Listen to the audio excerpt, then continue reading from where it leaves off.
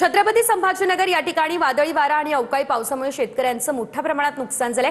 गहू, बाजरी, ज्वारी पिकाला सर्वात जास्त फटका बसलेला आहे। वादळी वारा आणि पावसाने ज्वारी आडवी झाली, गहू, हरभरा पूर्णतः भिजलेला आहे। संभाजीनगरमध्ये अवकाळी पावसाचा हा फटका बसलाय। मराठवाड्यात गेल्या 2 दिवसापासून सुरू असलेल्या वादळी वारा व जोरदार पावसामुळे हजारो हेक्टरवरील शेती पिकाचं प्रचंड मोठ्या प्रमाणात नुकसान झाले।